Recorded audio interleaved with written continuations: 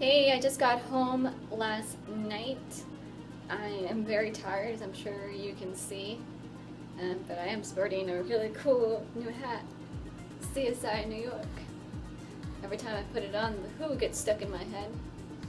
If you watch CSI, you'll understand that. Anyway, so I'm about to take off the other bandages. Um, it could be gross, I'm not sure, so just warning. Also warning, not wearing pants. Putting that out there, no pants.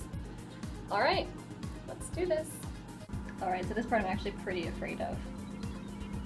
And just to let you know, like, I'm actually supposed to be doing this. It's like not against doctor's orders or anything. Oh god. Okay. He told me when I get home to take this off.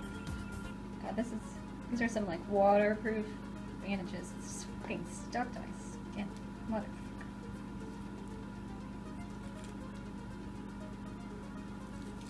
NSFW, I swear.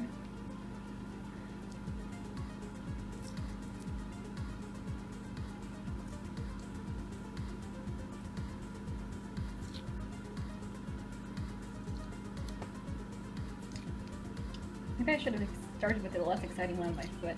Build up anticipation.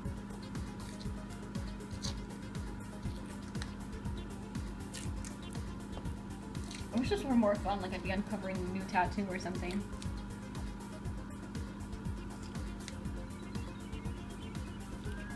Uncovering terror. Oh god. Oh, it's not bad. Okay, so it's just that.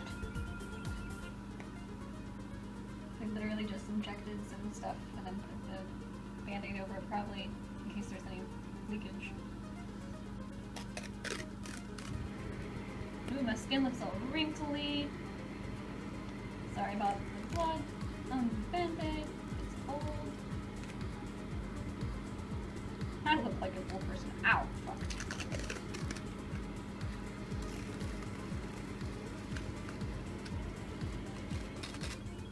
Alright, first two areas down. Oh man, that looks lovely. So nice and bruised and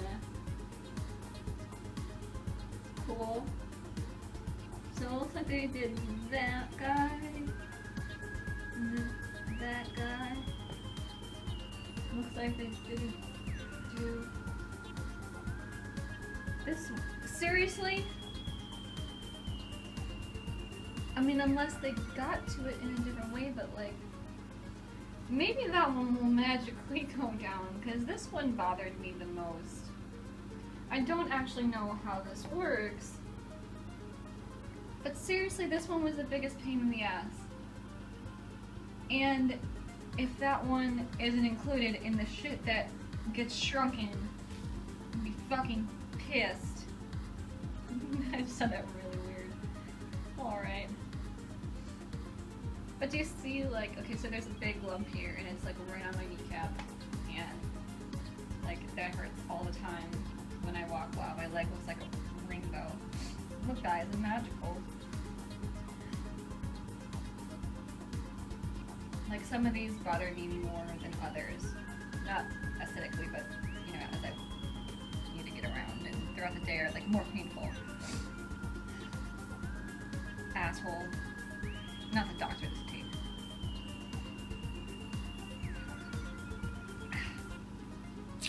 There you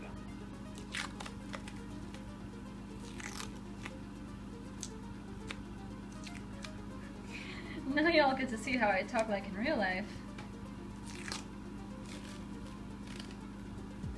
Alright, so there's that one. Well, it looks like there's a couple deals there. Everything's still pretty swollen. But seriously, I'm gonna be so pissed if they didn't do something about that one. They specifically pointed out that one. So there you have it. I checked, I was like, oh, that looks so bad. Like, I think it looks worse on the camera than in person.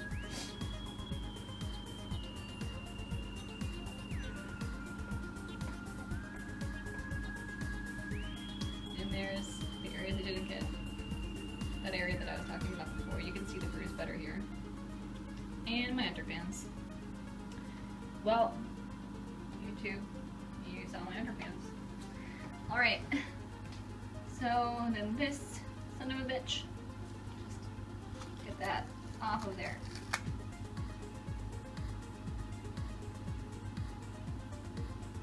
Alright. There it is. Done. So I'll talk to you really briefly about like what this stuff in my leg is. They're venous malformations. The whole condition might be called klippel-trenaunay syndrome. And I can show you some links about that. The condition itself can vary in a lot of ways, and you can have some of the parts of KTS and not the others and still have it. The doctor was like, yeah, well, maybe, but we're just gonna kind of sort of call it venous malformations. Again, like, he didn't say it to me like that. This is the LJ interpretation. But I've seen some cases that look really similar to mine. I've seen some that look totally different. The thing that people usually look for in KTS is like a clinical difference in the length of your limbs. So a lot of people, well, the more extreme cases with KTS, like the ones if you do Google image search, you'll see like one leg that's like really, really short and the other one that's like a lot longer or like a lot wider. But it's characterized by venous malformations in a limb, a leg, an arm. The reason why I tend to go to refer to it as KTS is because when I do general searches for venous malformations, it's usually in other areas of the body, or just in general like other vascular diseases, and this is the most similar to mine. So I'm just calling it KTS for convenience. And there seems to be a lot of ambiguity in these vascular diseases, and a lot of people like me who just kind of don't know what's going on, and they have to figure shit out for themselves. Doctors don't know what to do with them. That's how it's been my whole life. I found out I had this when I was 13, although technically it's been there since birth, but puberty is when it became, more prevalent.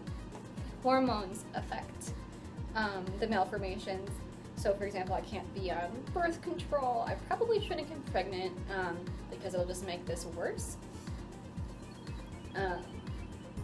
And so I was misdiagnosed a bunch of times. Like at first, the doctors told my parents that I had cancer, so my parents were super nice to me for a few weeks. I didn't know that they thought I had cancer. They didn't tell me, which is probably a good idea. But we got second opinions, and then they diagnosed me with hemangioma, which is a fucking dumbest thing. Because all I had to do was Google for 5 minutes to find out that hemangiomas are characteristic on the face and neck and look very, very different. Like, there's no way in hell that this is hemangioma, but, sometimes doctors will just see something that is a general kind of vascular malformation, and then they just want to stick a tag on it and be done for the day, and don't want to put any further research into it. And I didn't get treated for years. And my one orthopedic surgeon, I shit you not, went to space. Like, I got a call one day. I was a teenager. He took taking care of me for years. I mean, he didn't really do that much, to be fucking honest. Like, he did jack shit. And he's like, oh yeah, by the way, like, not he, like his assistants, we're trying to give you to this other doctor because, Dr. such and such is entering NASA's whatever the fuck program. Oh, that's nice. And a big joke, so when I was working at the planetarium, I was an educator there, and I'd be sitting at this welcome desk, and there is a TV screen of a rocket shooting off. Usually the sound was on mute. One day the sound wasn't on mute, and I was listening to the astronauts, the other people that were going off to the space station, and one of them was that doctor's name, and I just wanted to flip the shit. Anyway, so yeah, more things about this. They can grow back, so I'll probably have to go back to get this procedure. People always ask, well, can't you get it removed? I'm like, I fucking wish that I could get it removed, but they always tell me that I can't because they're too involved in the muscle. So some other patients will have it like more close to the skin or sitting on top of it. Mine are too like inside of it. I would be using better terminology, but I had a weekend, you guys. I had a weekend. My phone ran out of storage space in the middle of recording, but I was saying that I had one hell of a weekend, and I'm just glad it's over.